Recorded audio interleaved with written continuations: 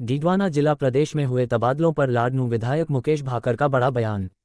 सरकार पर लगाया जाति और धर्म के आधार पर ट्रांसफर करने का आरोप। जाट, दलित और अल्पसंख्यक समुदाय को टारगेट करने का आरोप। राम राज्य की बात कहने वाली भाजपा चला रही है सामंतशाही। डीडवाना कलेक्टर से मिलकर जताई नाराजगी। बोले, हारे हुए भाजपा प्रत्याशी जाति और धर्म के आधार पर द्वेषता से करवा रहे हैं कर्मचारियों के ट्रांसफर। राज्य सरकार ने हाल ही में बड़े पैमाने पर अधिकारियों और कर्मचारियों के ट्रांसफर किए हैं, लेकिन अब इसे लेकर विरोध के स्वर उठने लगे हैं। इस मामले में लाडनू विधायक मुकेश भाकर ने ट्रांसफर पॉलिसी में सरकार पर जाति और धर्म के आधार पर टारगेट करते हुए ट्रांसफर करने का आरोप लगाया है। भाकर ने इस संबंध में डीडवाना जिला कलेक्टर बालमुकुंद असावा से मुलाकात की और ट्रांसफरों में जाति और धर्म के आधार पर किए जा रहे भेदभाव पर नाराजगी जताई। इस अवसर पर पत्रकारों से बातचीत करते हुए मुकेश भाकर ने कहा कि सरकार ट्रांसफर पॉलिसी में भेदभाव को बढ़ावा दे रही है। हालत यह है कि जो भाजपा प्रत्याशी चुनाव हार चुके हैं, जिन्हें जनता ने नकार दिया है, वे भी द्वेषतापूर्ण और भेदभाव की नीति अपनाकर अधिकारियों और कर्मचारियों को जिले से दूर ट्रांसफर करवा रहे हैं। खासकर जाट, दलित और अल्पसंख्यक समुदाय के अधिकारियों व कर्मचारियों को टारगेट किया जा रहा है। भाजपा एक और राम राज्य की बात कहती है, दूसरी ओर सामंतशाही अपना रही है। यह नीति सही नहीं है। इससे अलग अलग समुदायों के अधिकारियों और कर्मचारियों में आपसी मनमुटाव और भेदभाव की प्रवृत्ति का जन्म होगा। भाकर ने कहा कि इस मामले से उन्होंने जिला कलेक्टर को तो अवगत करवा दिया है, अब वह मुख्यमंत्री से मिलकर भी इस मुद्दे पर चर्चा करेंगे। संज्ञान नहीं लिया तो जिले में बड़ा आंदोलन करेंगे।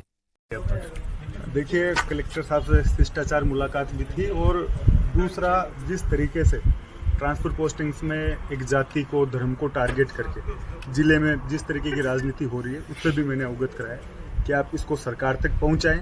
एक तरफ तो भजनलाल जी खरनाल आकर तेजा जी के मंदिर में रात्रि विश्राम कर रहे हैं, लोगों से मिल रहे हैं, अपनी आस्था प्रकट कर रहे हैं, और दूसरी तरफ एक जाति विशेष का नाम देखकर ना केवल लाडनू, पूरे जिले में लोगों को जिले से बाहर निकाला जा रहा है। धर्म के नाम पर जिलों को जिले से बाहर निकाला जा रहा है, लोगों के ट्रांसफर करे जा रहे हैं। और मैंने कहा है कलेक्टर साहब से कि अगर कोई आदमी नॉन परफॉर्मेंस है, भ्रष्टाचारी है, उसको आप निकालो, लेकिन एक एक विधानसभा से 100 लोगों को, ये मुस्लिम है, ये जाट है, ये दलित है, और जातिगत टारगेट करके आप अगर लोगों के ट्रांसफर करेंगे तो लोगों में मैसेज ठीक नहीं जाएगा।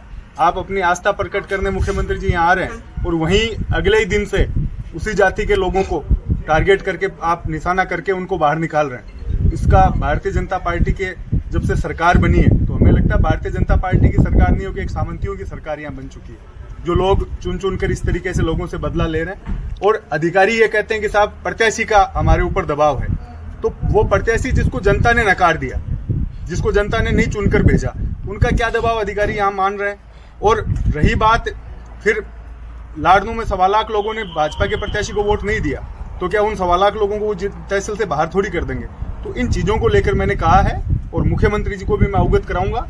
और जिले में अगर इस तरीके की जातीय द्वेषता, जातियों के प्रति आप भेदभाव करके, धर्म के प्रति भेदभाव करके कर्मचारियों को परेशान करोगे, तो हम चुप बैठने वाले नहीं हैं। और अगर आप कोई अगर आदमी लंबे समय से रह रहा है, चुनाव आयोग के उसमें आ रहा है, तो आप जरूर हटा दें, हमें कोई प्रॉब्लम नहीं है।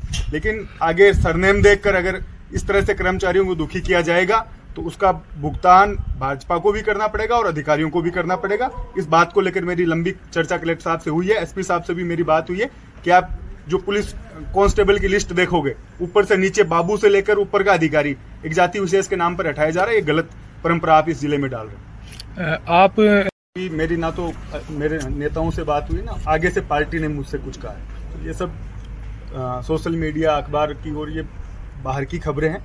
ना तो मेरी अभी बात हुई है किसी से, और ना नेताओं ने मुझे चुनाव लड़ने के लिए कहा।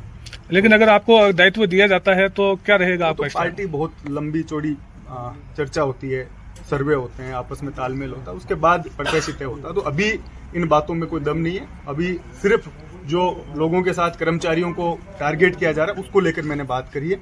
और अगर इसी तरीके से चला तो हम लोग एक आंदोलन, और वो आंदोलन होगा जो हमेशा ये भारतीय जनता पार्टी और अधिकारी याद रखेंगे कि अगर हम लोग द्वेषता के आधार पर राज चलाएंगे तो वो राज चलने वाले नहीं है। राम राज्य की बात करते हैं, और लगता है कि सामंतियों का राज वापस आ चुका है यहाँ इस राजस्थान में, इस जिले में। ऐसी हमें लग रही है जब से सरकार यहाँ बनी है।